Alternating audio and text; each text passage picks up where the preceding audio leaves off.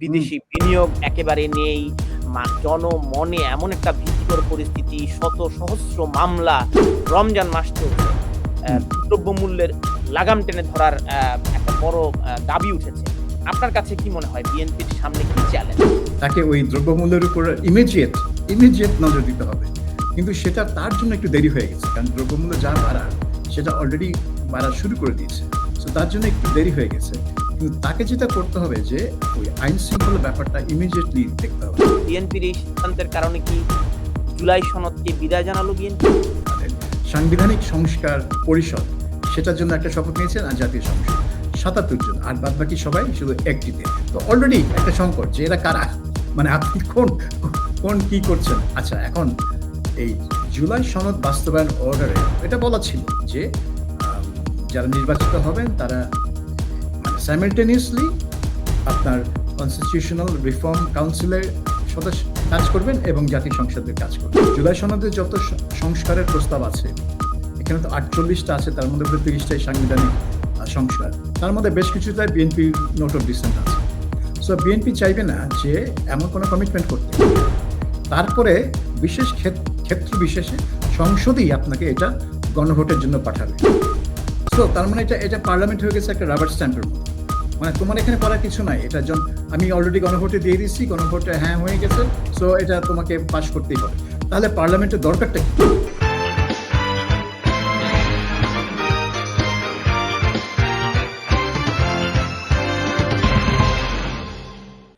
জনগণের প্রত্যাশা আপনার কাছে কি মনে হয়? সবচেয়ে প্রায়োরিটি আসলে কি দেওয়া উচিত এই মুহূর্তে বাংলাদেশে? যে এই ১৮ মাসে যা হলো এগুলো তো আমরা হুম, দেখেছি। মব ভায়োলেন্স হুম, দেখেছি, অর্থনীতির স্থবিরতা দেখেছি, হুম, বিদেশি বিনিয়োগ একেবারে নেই। জনমনে এমন একটা ভীতিকর পরিস্থিতি, শত সহস্র মামলা, মানুষের জীবনযাত্রার নাভিশ্বাস উঠছে। এখন রমজান মাস চলছে। হুম। দ্রব্যমূল্যের লাগাম টেনে ধরার একটা বড় দাবি উঠেছে। আপনার কাছে কি মনে হয় বিএনপির সামনে কি চ্যালেঞ্জ নতুন সরকারের এখন কাছে? হ্যাঁ, এখন যেহেতু সরকার মানে তার কাজ শুরু করছে রমজান মাসের ১ম দিন, তাকে ওই দ্রব্যমূল্যের উপর ইমিডিয়েট নজর দিতে হবে। কিন্তু সেটা তার জন্য একটু দেরি হয়ে গেছে। কারণ দ্রব্যমূল্য যা বাড়ার, সেটা অলরেডি বাড়া শুরু করে দিয়েছে। সো তার জন্য একটু দেরি হয়ে গেছে। কিন্তু তাকে যেটা করতে হবে যে, ওই আইন শৃঙ্খলা ব্যাপারটা ইমিডিয়েটলি দেখতে হবে তাকে। এই যে মব ভায়োলেন্স এর কথা স্বরাষ্ট্রমন্ত্রী বললেন, এটা একেবারে ইমিডিয়েটলি শুরু করতে হবে। কারণ এই সিকিউরিটির অভাবের কারণেই অনেক ইনভেস্টমেন্ট আটকে আছে। অনেক কলকারখানা বন্ধ হয়ে আছে এবং অনেক লোক কর্মসংস্থান হারিয়েছে। সো এইটার একটা চেইন আছে। আপনি যদি সিকিউরিটিটা ইমপ্রুভ না করেন, ল অ্যান্ড অর্ডার যদি আপনি রেস্টোর না করেন এবং এই ব্যবসায়ীদের যদি আপনি কনফিডেন্সটা না দিতে পারেন যে তাদের ইনভেস্টমেন্ট এখন সিকিউর, সেফ, তাহলে তো তারা ফিরবে না বাজারে। সো দেশি ইনভেস্টমেন্ট, বিদেশি ইনভেস্টমেন্ট দুটার কোনোটাই হচ্ছে না এই মুহূর্তে। সো দুটাকেই আবার ফেরত আনতে হবে। কারণ আপনার কর্মসংস্থান আবার মানে ইকোনমির চাকাটা আবার যাতে ঘুরতে শুরু করে। বাংলাদেশে তো এখন ইকোনমিতে গ্রোথ বলতে কিছু নেই। এখন মানে গ্রোথ রেটটা কোথায় গিয়ে ঠেকবে সেটাই সবার আশঙ্কা। কাজেই সেই গ্রোথ সাইকেলটা আবার শুরু করতে হবে যাতে কর্মসংস্থান বাড়ে, যাতে মানে ইনকাম বাড়ে এবং একই সাথে ইনফ্লেশনটা চেকে রাখা যায় কিনা।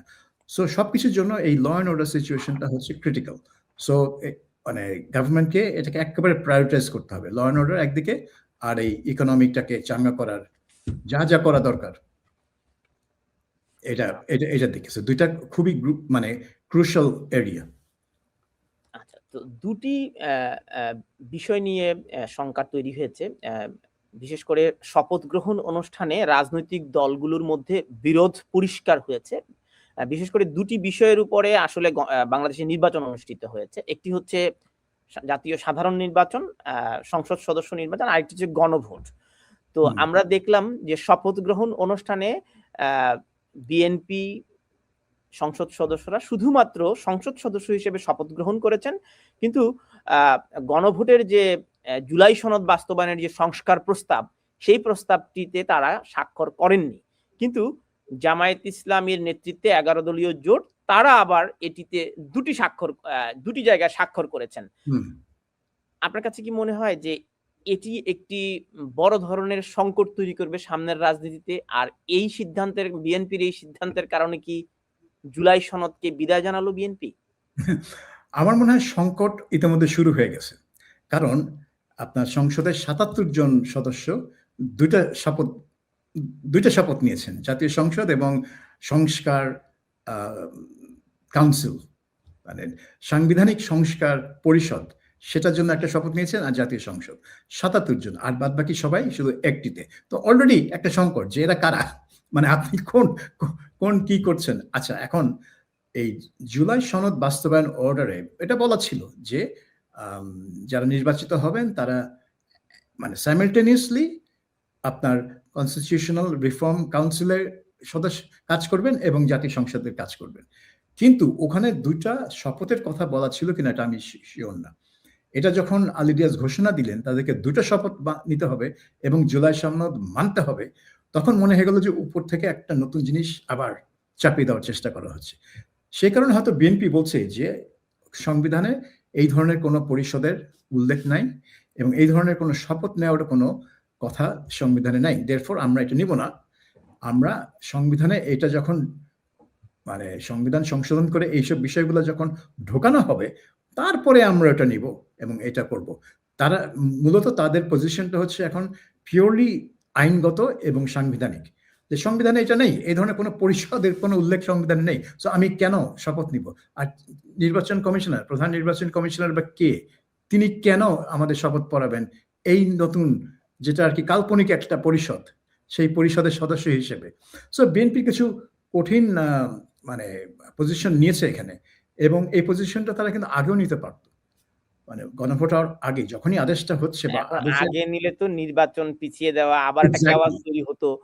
সে কারণে নিশ্চয়ই বিএনপি একটা কৌশল প্রয়োগ করেছে যে ঠিক আছে তোমরা দিতে থাকো। আপনি দেখবেন যে সরকারি দল অর্থাৎ অন্তর্বর্তীকালীন সরকার এবং 11 দলীয় জোটের জামায়াত এবং এনসিপি যেভাবে গণভোটের পক্ষে আদা জল খেয়ে নেমেছিল, বিএনপি হ্যাঁ ভোট দেওয়ার জন্য প্ররোচনা করলেও দৃশ্যমান উচ্ছ্বাসটা কিন্তু দেখা যায়নি। বিএনপি এখন ওইটাই, বিএনপি এই জুলাই সনদে যত সংস্কারের প্রস্তাব আছে, এখানে তো 48টা আছে, তার মধ্যে 30টাই সাংবিধানিক সংস্কার, তার মধ্যে বেশ কিছুটাই বিএনপির নোট অফ ডিসেন্ট আছে। সো বিএনপি চাইবে না যে এমন কোনো কমিটমেন্ট করতে যা আমরা সব মানব। এখন প্রবলেম হচ্ছে যে নর্মালি, মানে এটা শুধু বাংলাদেশ কেন, সারা দুনিয়ায় যে কোনো দেশে আপনি যদি সংবিধান সংশোধন করতে চান, আগে আপনার সংসদে সেটা অ্যাপ্রুভ করবেন, তারপরে বিশেষ ক্ষেত্র বিশেষে সংসদেই আপনাকে এটা গণভোটের জন্য পাঠাবে। গণভোট হওয়ার পর এটা অ্যাপ্রুভড হয়ে গেল। কিন্তু এখানে যেটা করা হচ্ছে যে গণভোটে অ্যাপ্রুভ করে তারপরে যাচ্ছে সংসদে। তো এখন সংসদ কি করবে? এরা বলছে গণভোট হচ্ছে সর্বোচ্চ আইন, কারণ এটা জনগণের রায়। তাহলে সংসদে পাঠাচ্ছ কেন ভাই? তাহলে এটা ঢুকায় দাও, হয়ে যাক। মানে সেটাই ছিল কিন্তু অরিজিনাল থিঙ্কিং। কিন্তু ব্যাপারটা হয়ে গেছে যে পুরো গণভোটটা একটা উদ্ভট হাস্যকর একটা মানে প্রসেস হয়ে গেছে। এই সংস্কার কমিশনের যত প্রস্তাব সব উচিত ছিল সংসদে পাঠানো, সংসদে এটা ডিবেট করে যেগুলা তারা গ্রহণ করতে পারবে সেগুলা 2/3 ভোটে পাশ করলেই এগুলা কিন্তু সংশোধনী হয়ে যেত। ওইটা না করে উনারা গণভোটের মাধ্যমে এই সংসদের উপর জিনিসটাকে চাপিয়ে দেওয়ার চেষ্টা করেছে।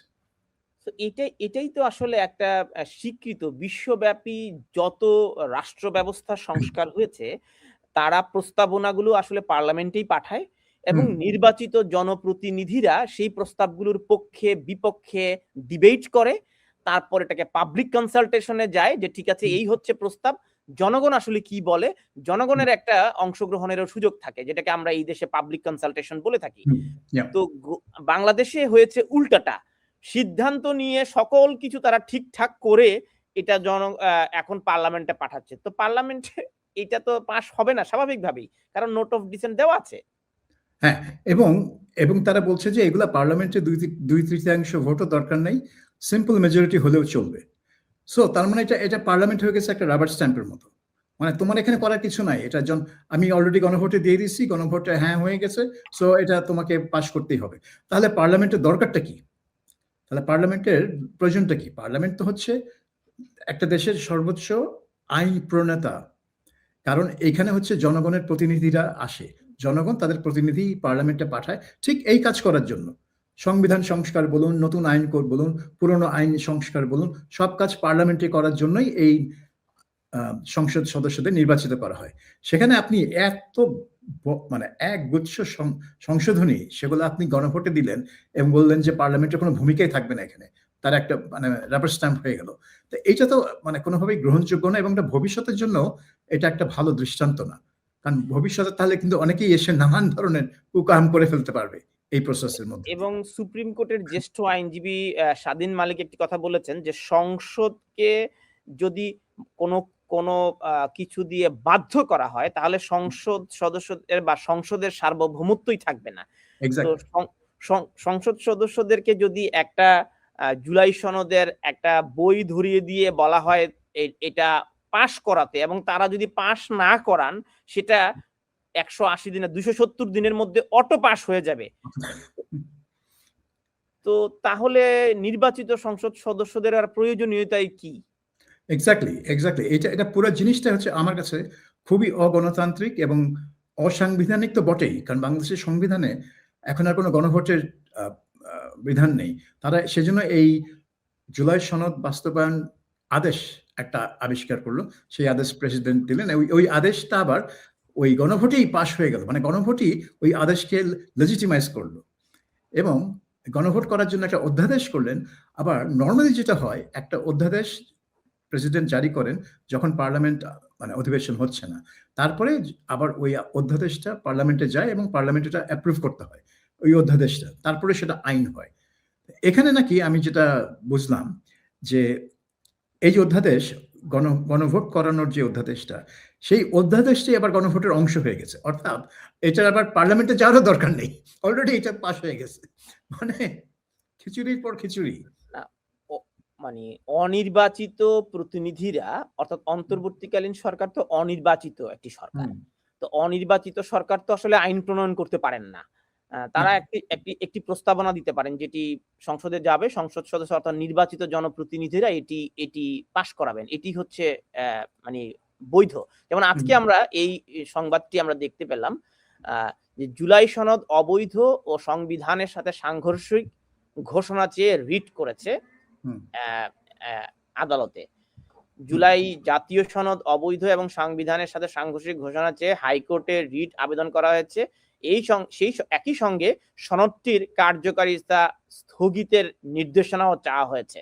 আজকে হাইকোর্টের সংশ্লিষ্ট শাখায় সুপ্রিম কোর্টের আইনজীবী অ্যাডভোকেট ইউনুস আলী আকন্দ জনস্বার্থে এই রিটটি করেন। তিনি বলেছেন আগামী সপ্তাহে বিচারপতি রাজিক আল জলিলের নেতৃত্বাধীন হাইকোর্ট বেঞ্চ এই রিট আবেদনটির শুনানি হতে পারে।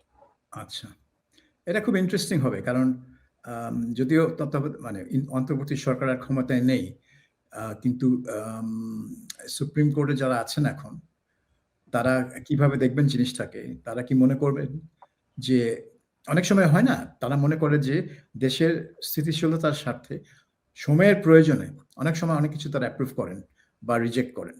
এটা ঠিক আইনের ভিত্তিতে না হলেও, সংবিধানের ভিত্তিতে না হলেও, যেমন তত্ত্বাবধায়ক এই অন্তর্বর্তী সরকারের কোনো সাংবিধানিক ভিত্তি নেই, কিন্তু সেটা সবাই মেনে নিয়েছে বলে এটা সরকার, তারা ক্ষমতায় আছে বলেই তারা ক্ষমতাবান, এবং এটা ছাড়া গতি নেই, কারণ না হলে ওইটা কি হবে, কোথায় যাবেন আপনি?